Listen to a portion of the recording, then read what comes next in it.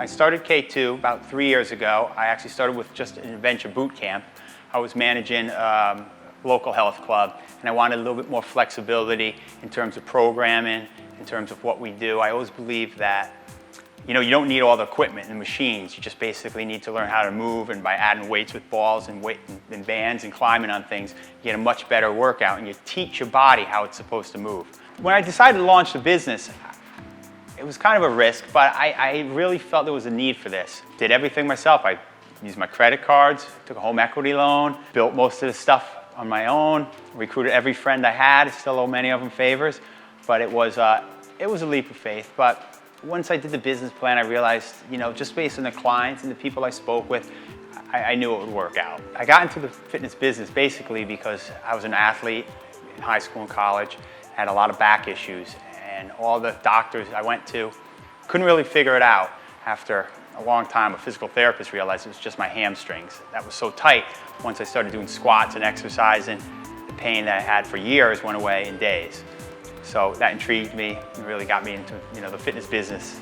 About the time I was looking for a name, I was intrigued by the mountain that's known as K2 and the number of people that attempt to climb it and die. And it blew my mind. Why don't people prepare for this? It really just hit me then that that's what 90% of people do in their everyday life. They don't plan ahead of what they want to do with anything, business, family, fitness, and fitness is so important. So I figured this would give me an opportunity to teach people, let's put a plan together and work towards it. Machines kind of lock you in place, and it's not really functional, it's not really efficient. So we get back to the way people were meant to move and supposed to move before exercise equipment dumbed down the fitness industry. We train people to move the way you moved before you were 5 years old. And all the stuff we do, it's all stuff you see little kids do. This business is incredibly convenient for me. And one of the reasons I started was because as soon as I had my 2 daughters, I realized I wanted flexibility. I wanted to be with them. I wanted to be able to build my hours around their schedule and have the flexibility to change from year to year. Push-ups. So push-ups and then bands. Either one. I really wanted to build a sense of a community, and I love to help people, and it's so much easier to help people people you see every day. I just felt like we're in the community.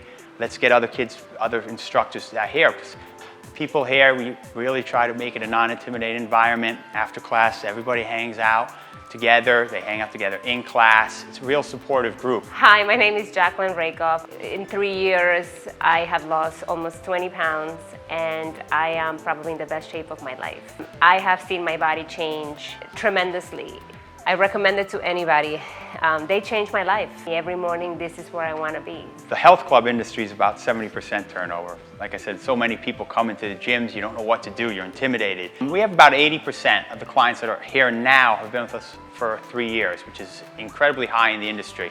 We don't have people leaving, so it's wonderful. If you're thinking of starting your own business or jumping into a business, you really have to love it. And it's that cliche that if you find something you love, you're never working a day in your life, but it's true. It's a wonderful thing. I recommend starting a business to anybody who has that idea, that dream. Go for it.